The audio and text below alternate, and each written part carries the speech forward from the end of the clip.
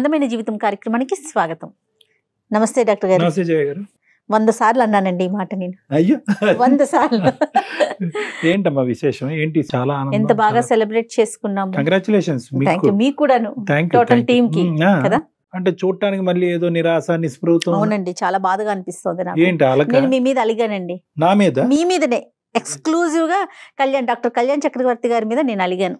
ఇదేంటమ్మా successful స్టోరీలు నడిపిస్తూ అలాగేంటి? ఏంటి అలిగాను అంటున్నాను కానీ నాకు నవ్వు వచ్చేస్తుంది. అదే ఎందుకు చెప్పమంటారా? చెప్పండి. ఎందుకంటే ఆ రోజు మీకు ఇష్టమైన ఎపిసోడ్స్ ఏంటంటే నేను అడిగాను మిమ్మల్ని, ప్రత్యేకించి సెలబ్రేషన్ చెప్పారు. బాగుంది. మరి నన్ను అడిగారా? మీతో పాటు నేను కూడా ఉన్నాను కదా కళ్యాణ్ గారు. చూడండి, నన్ను ఒక్క మాట అడిగారా మీరు? ఒక్క మాట అన్నా.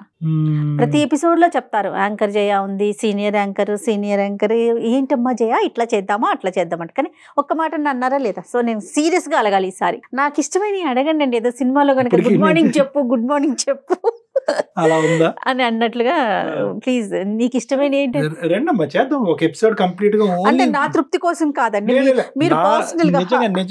నిజంగా నాకు ఈ ఆలోచన ఆ రోజే ఎందుకు రాలేదని నిజంగా ఈ రోజు అనిపిస్తుంది నాకు. ఖచ్చితంగా దీని మీద ఒక ఎపిసోడ్ చేయాలి మనము. నీకు ఇష్టమైనటువంటి ఎపిసోడ్స్ ఏంటో చెప్పమ్మా, నాకు నిజంగా ఆతృతగా ఉంది తెలుసుకోవాలని. థ్యాంక్ యూ అండి. చూసారా నేను అడిగి మరీ చెప్పించు. లేదు మీతో ఉన్న ర్యాప్ అండి, అంతే కళ్యాణ్ గారు. థ్యాంక్ యూ అమ్మా. చెప్పమంటారా మరి? చెప్పండి. రెగ్యులర్ గా ఎప్పుడు బాధలు కష్టాలు వింటుంటాం కదా. చాలా భిన్నంగా అనిపించిన ఎపిసోడ్ నాకు జీకే గారికి. ఈ ఎపిసోడ్ ని మనం తీసుకెళ్ళాలి, దీన్ని మనం పండిస్తామని ఎట్లా అనిపించిందో తెలీదు. ఈ పాటికి మీకు అర్థమైందో లేదో, ఎపిసోడ్ అండి. కుక్క అంటే కోపం వస్తుంది మళ్ళీ ఆ అమ్మాయికి. స్నూపీ నా దాని పేరు గుర్తులేదు నాకు యాక్చువల్లీ. ఏమీ మాట్లాడిందండి అమ్మాయి. అది గుర్తొచ్చినప్పుడల్లా ఇప్పటికి ఎక్కడైనా నేను కుక్కను చూసానంటే నాకు మన ఎపిసోడే గుర్తొస్తుంది. ఏదో వాళ్ళు దిద్దిన కాపురం వీళ్ళు దిద్దిన కాపురం అంటారు, కుక్క విడదీసిన కాపురం అది కాదు. నిజంగానమ్మా అసలు నాకే షాక్. అంటే అటువంటి ఇది కూడా ఉంటుందా? భార్యాభర్తలు విడిపోవటానికి కొట్టుకు సావటానికి అంటే నిజంగా విడదీసిన కాపురం చాలా బాగుందండి. ఉందా? అది హైలైట్ ఉందా మన దగ్గర? హైలైట్ ఉందండి, ఒకసారి చూద్దామా? పెట్టండి.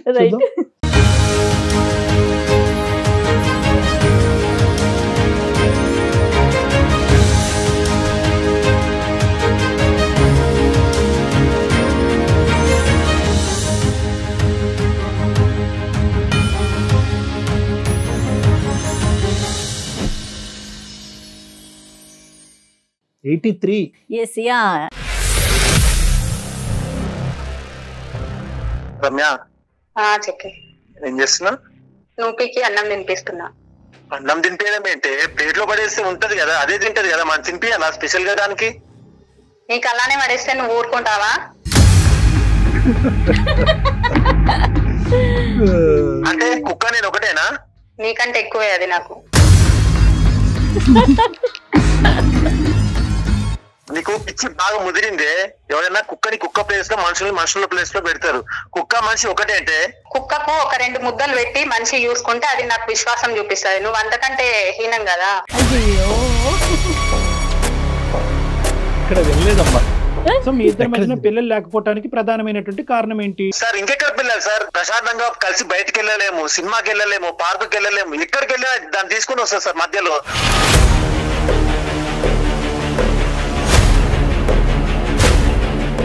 సార్ ఫస్ట్ ఆ కుక్కని ఇంట్లోంచి బయటకు పంపించాలి సార్. లేదు సార్, నేనైతే అసలు యాక్సెప్ట్ చేయను. ఇంటి యజమాని వచ్చిండు అని ఎంత సంతోషంతో వస్తుంది తను, ఎందుకు అర్థం చేసుకోలేకపోతున్నాను. సంతోషం వరకు ఓకే, అది ఎక్కి చుచ్చు పోస్తుంది కదా. మొన్న మా పేరెంట్స్ 4 రోజులు ఉంటామని చెప్పి వచ్చి 2 రోజులు వెళ్ళిపోయారు సార్. కుక్క టార్చర్ భరించలేక. కుక్క టార్చర్ పేరు పెట్టాడు కుక్క టార్చర్. నువ్వు మొత్తం నీ జీవితాన్ని ఆ స్నూపీ కేటాయిస్తున్నావు.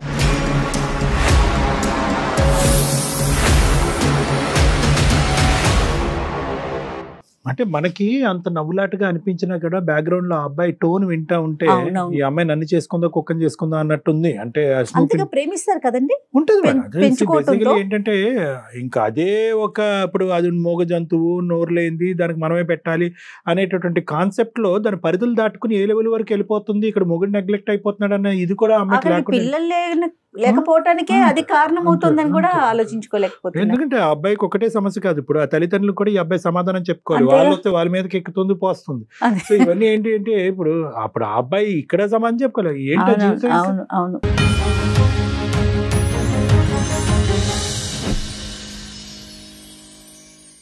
నాకు ఇవన్నీ కాదు రమ్య, నువ్వు కుక్క కావాలా నేను కావాలా తేల్చుకో. నాకు కుక్కనే ఎక్కువ.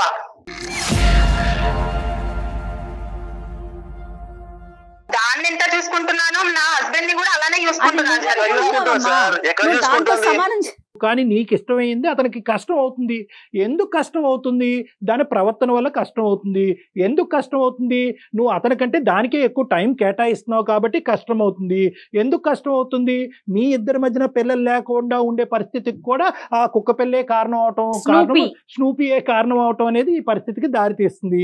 ఇప్పుడు నేనేమంటున్నానంటే స్నూపీని పెంచుకో, స్నూపీని తిండి పెట్టుకో, స్నూపీని బాగా చూసుకో, కానీ భర్తను దూరం చేసుకోకు.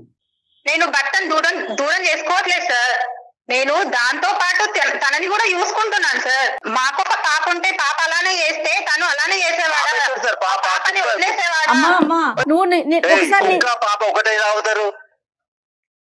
నువ్వు మళ్ళీ పదే పదే కుక్క అనకు అన్నా. చంప వలుగుతుంది నీది. 99.9% టైం అంతా కూడా స్నూపీకే ఇస్తే కనుక అతను ఏమన్నా పిచ్చోడమ్మా ఇదంతా జీవితాన్ని ఇలా చూడటానికి? ఇదెక్కడ విచిత్ర గోలమ్మా? రకరకాల అంశాల వల్ల భార్యాభర్తల జీవితాలు సర్వనాశనం అయిపోతూ ఉంటే ఇదేం అంశం అమ్మా? మీ ఇద్దరు విడాకులు తీసుకోవటం నాకు అసలు అర్థం కావట్లేదు.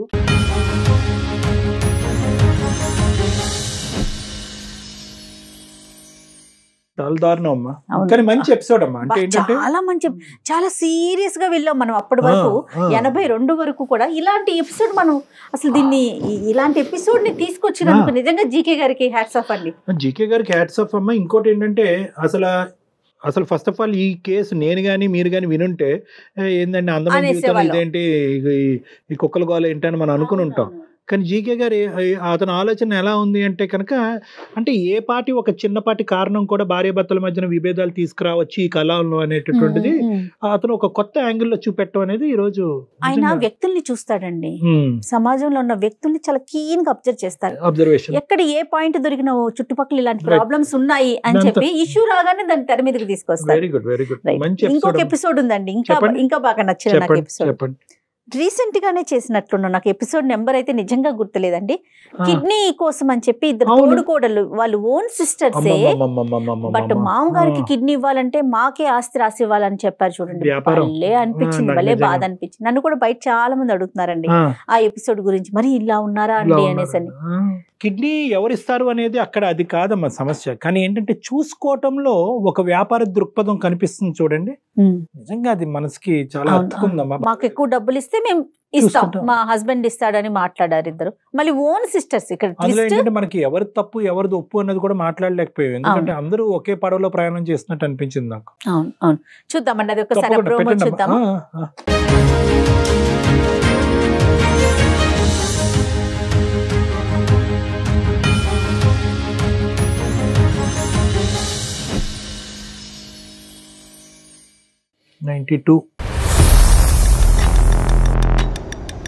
మా తోడుకోళ్ళు ఏమంటున్నారంటే, మేము కిడ్నీ ఇస్తాము కానీ ఉన్న ఆస్తి మొత్తం మాకే ఇవ్వాలి, మాకే రావాలి.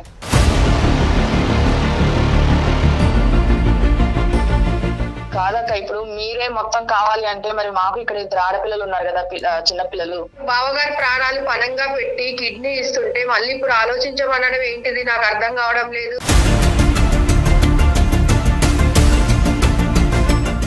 మా మరిది అసలు నోట్లో నాలుక లేనోడండి, ఈమె కొంగున కట్టుకొని తిరుగుతుంది, మీకు తెలియట్లేదు. కిడ్నీ ఇచ్చేయడమే ఆపేస్తాను నేను. ఎందుకు వచ్చింది మాకు ఈ బాధ చెప్పండి. ఈ రోజు అతను కిడ్నీ మ్యాచ్ అయ్యేటట్టు అయితే కనుక అతనే ముందుకు వచ్చి ఉండేవాడు. అందుకే కదా సార్, మా వారి మ్యాచ్ కాబట్టే కదా మాకు ఈ కర్మ. మరి మ్యాచ్ అవటం కర్మ అంటే ఆవిడికి. సమాజంలో ఉంటున్నామండి మనం, ఒక్కసారి ఆలోచించండి. మీకు కూడా పిల్లలు ఉన్నారు, ఒక కిడ్నీ కోసం ఇన్ని డబ్బులు తీసుకున్నారంటే వాళ్ళేం ప్రశ్నిస్తారో ఆలోచించుకోండి ఒకసారి. మాకు కావాల్సింది మాకు చేస్తేనే కిడ్నీ ఇస్తాము, లేకుంటే మాకెందుకు నోరు మూసుకొని గమ్మును కూర్చుంటాము.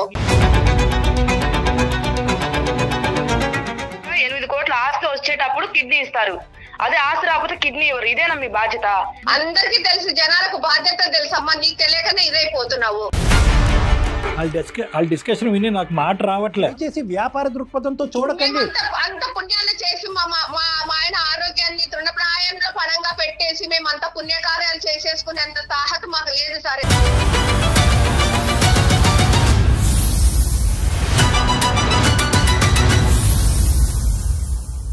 ఇప్పుడు అమ్మాయి ఏంటంటే ఇక్కడ 2 things, ఒకటి ఆస్తి వస్తుంది అనేది ఒకటి, రెండోది మావయ్యకి ఇవ్వాలి, మూడోది ఏంటంటే కనుక ఆస్తి గురించి హస్బెండ్ని ఒక సింగిల్ కిడ్నీ వ్యక్తి కింద చూడటానికి కూడా ఆ అమ్మాయి ఓకేగానే ఉంది. అంటే ఎలా ఉందో చూసారు రోల్.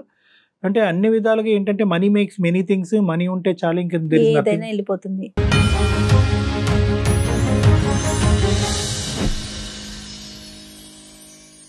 మామగారి ప్రాణాపాయాల నుంచి బయటపడితే చాలా అన్న ఉద్దేశంలో ఆమె ఆలోచిస్తున్నారు. కానీ ఇక్కడ కొడుకు ఏమవుతాడు, కొడుకు పరిస్థితి ఏంటి, కొడుకు పిల్లల పరిస్థితి ఏంటి? ఇప్పుడు ఎలా ఉందమ్మా ఇంట్లో వాడి వేడి ఎలా ఉంది? వాడి వేడి ఏం లేదండి. ఎవరెన్ని చెప్పినా ఎవరెన్ని చేసినా మాకు ఆస్తి ఇస్తే మేము కిడ్నీ ఇస్తాము. ఇంకా వాళ్ళు వేరే ఎవరి మాట కూడా వినట్లేదు మా తోడుకోవడం. చూడండి. సో ఇక్కడ మీరు చేసినటువంటి సాక్రిఫైస్ ఎంత గొప్పగా మాట్లాడుకోవచ్చో, మీరు అడిగినటువంటి డిమాండ్ వల్ల మీరు మిమ్మల్ని అంత కిందకి దిగజార్చుకున్నారు అనేటటువంటి అభిప్రాయం నాకు కలుగుతుందమ్మా. ఇదేదో డీల్ కుదుర్చుకున్నట్టు అనిపిస్తా ఉందండి వింటుంటే. లేదు మేడం ఆ మాట అస్సలు అనకండి. మీకు తెలియని ఒక విషయం చెప్పమంటారా? తను నా తోడుకోడలే కాకుండా నా సొంతం చెల్లెలు కూడా మేడం.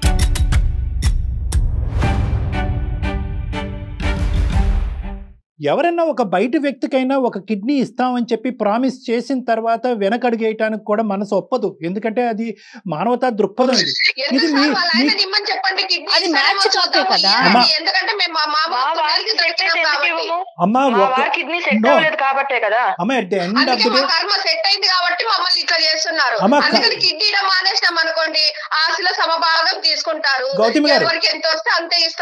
ఇవ్వటం అనేటటువంటిది కేవలం శారీరకమైనటువంటి మ్యాచింగ్ ఒకటే కాదమ్మా, సైకలాజికల్ మ్యాచింగ్ అనేది కూడా ఇవ్వాలి. నీకు అర్థం కావడం లేదు. అన్ని చేసి పెడుతున్నాం కాబట్టి నీకు వడ్డించిన విస్తరలాగా ఉంది కదా జీవితం. అందుకోసం ఇట్లా మాట్లాడుతున్నావు. మీ తోటకోళ్ళ అంశాలు ఇవన్నీ మాట్లాడుకుంటే ఈ వారం రోజులు కూడా అయిపోతుంది. ఆ పెద్ద చూపండి సార్. ఏమీ లేదు. మాకు కావాల్సింది మాకు చేస్తేనే కిడ్నీ ఇస్తాము, లేకుంటే మాకెందుకు నోరు మూసుకొని గమ్మున కూర్చుంటాము.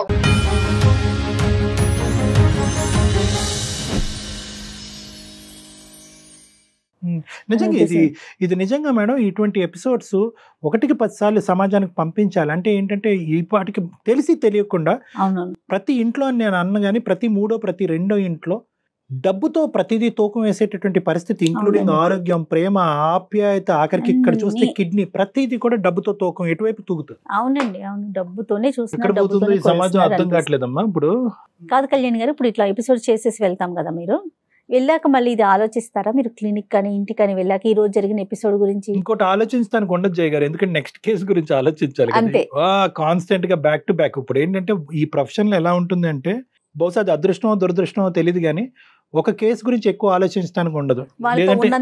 ఉన్నంతసేపు ఎందుకంటే నెక్స్ట్ కేసు అన్యాయం అయిపోద్ది ఆ కేసు గురించి ఆలోచిస్తే. అంటే వృత్తి ధర్మంలో ఏంటంటే అక్కడ వరకు వాళ్ళకి న్యాయం చేయటం, నెక్స్ట్ కేసుకి వెళ్ళి వాళ్ళకి న్యాయం చేయటం, అలా ముందుకెళ్ళటం. ఎప్పుడైతే ఒక సైకియాట్రిస్ట్ కి ఇమోషన్ బయటకు వస్తుందో అనాలిసిస్ రాదు. అనాలిసిస్ రానప్పుడు న్యాయం చేయలేదు. నేను ఎప్పుడు ఆన్ స్క్రీన్ చెప్తా, ఆఫ్ స్క్రీన్ చెప్తా. ఎందుకంటే ఒక కేసు గురించి నేను ఫోన్ తీసుకొని వాళ్ళతో మాట్లాడేటప్పుడు కానీ అది ఎండ్ వరకు కూడా నా ఆలోచన విధానం ఒకలాగా ఉంటుంది. అంటే నేను ఎమోషనల్గా వెళ్ళిపోతా. బట్ మీరు చెప్పే సమాధానం ప్రతిదీ నాకు టోటల్ భిన్నంగా ఉంటుంది. మీరు మీ ప్రొఫెషన్ కాబట్టి ఎవరికైనా అదే మనం చెప్తాం. భార్యాభర్తలు గొడవలైనా, తల్లిదండ్రులు గొడవలైనా, అన్న చెల్లి గొడవలైనా ఎప్పుడైనా అంటే ఏంటంటే మీ ఎమోషన్స్ ని అదుపులో ఉంచుకోండి. ఆలోచన అనేది పెరిగి పెద్ద అవుతుంది. ఆలోచన ఎప్పుడైతే ఉంటుందో సమస్యకి పరిష్కారం వస్తుందని 1-10 సార్లు చెప్తాం. ఎమోషన్స్ మనం కంట్రోల్ సమస్యకి పరిష్కారం దొరుకుతుంది. ఖచ్చితంగా మేడం, ఖచ్చితంగా. Either emotions work or thinking works. ఈ రెండు కలగలుపుగా వర్క్ అవటం అనేది ఇంపాసిబుల్ ప్రపంచంలో ఎక్కడైనా కూడా. మీరు ఎక్కువ బాధపడినా, ఎక్కువ దుఃఖపడినా, కోప్పడినా, చిరాకు పడినా, భయపడినా మీ ఆటోమేటిక్గా మీ ఆలోచన పనిచేయదు ఎప్పుడైనా. నేను అందుకే చెప్తాను, అటువంటి ఇమోషన్స్ టైంలో మీరు పెద్ద పెద్ద నిర్ణయాలు తీసుకోకండి జీవితంలో. ఇమోషన్స్ చల్లబడిన తర్వాత 1-2 రోజులు కానీ వారాలు కానీ లేట్ అయిన తర్వాత కానీ జీవితానికి సంబంధించిన నిర్ణయం తీసుకోండి. ఎప్పుడు ఒకే పాయింట్ అంటాం, పోస్ట్పోన్మెంట్ ఆఫ్ ఇమోషన్స్ అంటే. మీరు ఇందాక మంచి మాట అన్నారు, ఏంటంటే ఇమోషన్స్ అలా కంట్రోల్ చేసుకోవచ్చు అంటే కరెక్టే. ఇమోషనల్స్ అనేటటువంటిది వ్యక్తిత్వం బట్టి ఉంటుంది, కంట్రోల్ చేసుకోవడం కష్టం. కానీ ఇమోషన్స్ని పోస్ట్పోన్ చేసేటటువంటి కెపాసిటీ అందరికీ ఉంటుంది. ఈ రోజు నా భార్య మీద నాకు ఉండేటటువంటి కోపం రేపటి వరకు కూడా ఉంటే కనుక అప్పుడు నా భార్యను ప్రశ్నిస్తానని చెప్పి ప్రతి మగాడిని అనుకోమనండి, రేపటి కల్లా ఏముండదు. Super super super. నాకు ఇంకా నచ్చిన వాటిలో ఇంకొకటండి ఫైనల్, అంతేను. చెప్పండి మేడం. రైతండి, తను చాలా కష్టపడి పిల్లోని చదివించుకుంటే ఊరొచ్చి తను అన్ని బ్యాడ్ హ్యాబిట్స్ కి అలవాటు పడిపోయి కనీసం ఫోన్ కూడా పిచ్చి ఇంటికాడ నుంచి డబ్బులు కూడా తెచ్చేసినట్టున్నాడు. తండ్రి కాదు అది.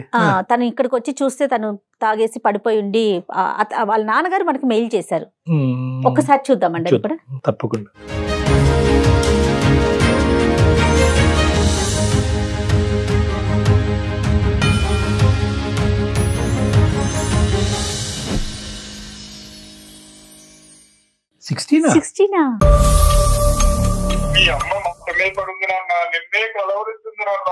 ఇదిగో నాన్నగో వయసు అయిన తర్వాత వస్తుంటాయి, మంచం మీద గడువు పెడితే రోడ్డు మీద పరిగెడతారేంటి? వయసు అయిన తర్వాత అలాగే ఉంటాయి.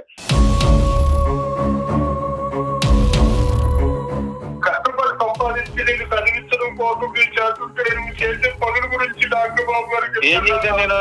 ఏం పనులు చేశాను? నువ్వేం కష్టపడి సంపాదించేసావు?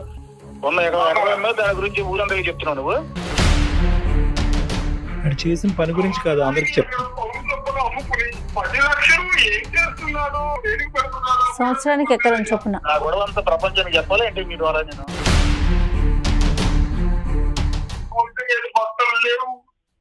ఇంటి నిండా మందు అంటే సిటీల్లో ఉంటే తాగి తందనాలు ఆడతారా సూర్య? ఏమన్నా నాకు అనవసరం. అన్న నువ్వు ఇంకొకసారి ఎప్పుడు ఇలాంటి పని చేస్తుంటే నీకు మర్యాద ఉండదు చెప్తున్నాను. ఇప్పుడు వరకు ఏదో మర్యాద ఇచ్చినట్టుగా మీరు తాగి తందనాలు ఆడుతూ ఉంటే కనుక, మీరు వీకెండ్స్ పార్టీస్ చేసుకుంటే కనుక ఎవరి సొమ్ము అండి అది? ఎవరు అబ్బ సొమ్ము? మీ నాన్న సొమ్ము కాదు అది. అయితే ఇప్పుడు ఏంటి మా నాన్న సొమ్ము అయితే ఏం చేయమంటారు? అలా కాదు. ఈ సమాజంలో ప్రేమ అన్నది ఇంకా చచ్చిపోలేదండి. మీ దగ్గర నుంచి వాళ్ళు అడుక్కుంటున్నారు. ప్రేమ ఎక్కువైపోతే వాళ్ళ ప్రేమతో వాళ్ళు చావమనండి. ఎవరికి కావాలి? అసలు నీకు ఫోన్ చేయొద్దని 100 సార్లు చెప్పాను నేను. ఆయన ఏమంటున్నాడు? నేను అంత ఖర్చు పెట్టాను, ఆయన చదివించాను అంటే తిరిగి ఇచ్చామన్నాడు ఏంటి డబ్బు?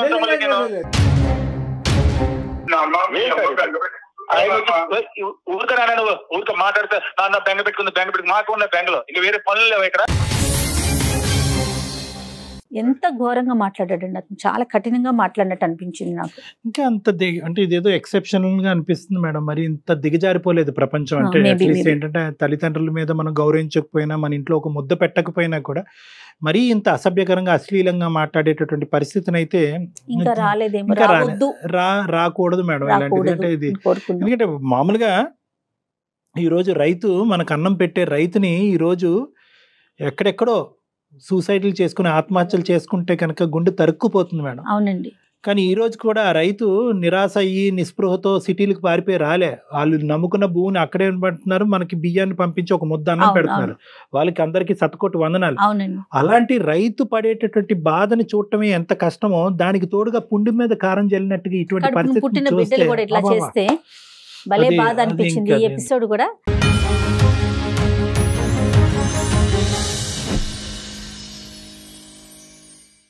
ఉన్న ఎకరం దాని గురించి ఊరందరికీ చెప్తున్నావు నువ్వు? అది పని లేదు వాడికి. వాళ్ళు ఊరు విషయాలు కావాలి వాడికి. అది కొంపలో పనులు వాళ్ళు చూసుకోమని ప్రతి దానికి ఆడి చెప్పాడు ఫోన్ చేసి కళ్ళ ముందు కొడుకు అలా అయిపోతుంటే ఏమైపోయానయ్యా బాబు? నేను ఇప్పుడు ఏమైపోయాను? నా కొడుకు అయిపోయాడు నేను ఏమైపోయాను అనుకుంటున్నాను? నువ్వు చెప్పు. ఆ తాగుడు ఏంటి? ఏం చేయమంటావు ఇప్పుడు? నేను ఎక్కడున్నాను? విలేజ్ లో ఉన్నాను. నేను ఎక్కడున్నాను తెలుసు కదా నీకు? సిటీలో ఉన్నాను. అదేంటి నాన్న, నేను కష్టపడింది నీకోసమే కదా నాన్న. కష్టపడ్డావంటే ఎవరి కోసం కష్టపడి కన్నావు కదా నన్ను. కన్నప్పుడు ఖర్చు పెట్టాలా, అది నీ బాధ్యత. అదేదో నువ్వు దేశాన్ని ఉద్ధరించిన టూర్ అందరికీ చెప్తావు. అంటే అతను మీ బాగు గురించి ఆలోచిస్తున్నాడు, అతని గురించి ఆలోచించట్లేదు. వాళ్ళ తల్లి మీ తల్లి గారి గురించి ఆలోచించట్లేదు. కేవలం నా కొడుకు డబ్బుల గురించి కూడా ఆలోచించట్లేదు. నా కొడుకు ఇలా అయిపోతున్నాడు సార్, వాడు కరెక్ట్ దోవలో వెళ్ళాడు. ఇప్పుడు అతను చూసినటువంటి సన్నివేశాలు తప్ప చెప్పండి? మీ ఒంటి మీద స్పృహ లేకుండా బట్టలు లేకుండా పడి ఉంటాం అనేటటువంటి సన్నివేశం అబద్ధమా? డాక్టర్ గారు వీకెండ్ లో ఇక్కడ ఎంజాయ్ చేయటం అంత కామన్. మీకు తెలుసు సిటీలో ఎలా ఉంటారు. ఆయనకి ఏం తెలియదు. ఆయనకి అదేదో జీవితం, అదే ప్రపంచం అనుకుంటున్నాడు. మాకు చెప్పండి వీకెండ్స్ లో ఎంజాయ్ చేయడం తప్పండి. వీకెండ్స్ లో ఎంజాయ్ చేస్తాం, ఫ్రెండ్స్ వస్తారు, అవన్నీ తప్పంటే ఎట్లా? చెప్ప పెట్టకుండా ఎవడో చెప్పాడు వచ్చేసి నేను అలా ఉన్నాను ఇలా ఉన్నా ఎవడొచ్చి చూడమన్నాడు ఇన్ని? ఆయన ఊరికరా నువ్వు ఊరిక మాట్లాడితే నాన్న బెంగ పెట్టుకుని మాకు ఉన్న బెంగలో ఇంకా వేరే పనులు లేవు ఇక్కడ. మొత్తం కుదిరినప్పుడు వస్తాం చూస్తాం. గుర్తు తెచ్చుకున్నప్పుడల్లా ఇట్లా కొన్ని ఎపిసోడ్స్ మనసుకి భలే హత్తుకున్న ఎపిసోడ్స్ అనిపిస్తాయండి. ఒక రకంగా అబ్బా మేము ఎంత అదృష్టవంతులం, ఇలాంటి విషయాలు విని వాళ్ళకి ఏదో తోచిన సలహా త్రూ మీ ద్వారా వెళ్తోంది, అందులో నేను కూడా ఒక పార్ట్ అయ్యాను. చాలా ఆనందం అనిపిస్తుంది కళ్యాణ్ గారు. అయ్యో సేమ్ హియర్ జయ గారు, ఆల్వేస్ మన ప్రయాణం ఇలాగే కొనసాగాలి అని కోరుకుంటున్నాను భగవంతుని. నేను ఇంకొక అంశం ఏంటంటే మీరు చాలా మంచి పాయింట్ చెప్పారు ఈరోజు. ఏంటంటే ఇక్కడ ఈ సమస్యకు పరిష్కారం అనేటటువంటిది ఒకటి, రెండోది ఏంటంటే అక్కడి నుంచి సలహా సూచన తీసుకుని అక్కడ జీవితాన్ని మార్పు చేసుకుని ఇంకో బ్యాచ్, మూడోది ఇంకో మంచి పాయింట్ చెప్పారు చూసారా, అమ్మ మనకు ఉన్న జీవితంలో మనమే అదృష్టవంతులు రా బాబు, ఇంత కష్టం ఉందా సమాజంలో అనుకునేది అది. ఎందుకంటే ఎవరికి వాళ్ళు జనరల్గా కాన్సెప్ట్ ఏంటంటే భగవంతుడు నాకే శాపాలు ఇచ్చాడు, భగవంతుడు నన్నే ఇలా చేశాడు, ప్రపంచంలో ఉన్న అన్ని కష్టాలు నాకే ఉన్నాయి, అందరూ బాగున్నారు నేనే కష్టపడుతున్నాను, ఈ కాన్సెప్ట్ ఉంది చూడండి. దాన్ని ఫోకలైజేషన్ అంటారు సైకాలజీలో. ఫోకలైజేషన్ అంటే కనుక అన్ని ప్రపంచంలో ఉన్న కష్టాలన్నీ మన నెత్తి మీదే పడిపోయినట్టు ఆ క్షణంలో మనం ఆలోచిస్తూ ఉంటాం. ఎప్పుడైతే కనుక ఇలాంటి సందర్భాన్ని చూస్తామో అమ్మో జీవితంలో ఇంత కష్టం కూడా ఉందా, నేనే కొద్దిగా ఆనందపడాలేమో అని చెప్పి ఆ సంతోషాన్ని బయటకు గుర్తు తెచ్చుకుంటాం.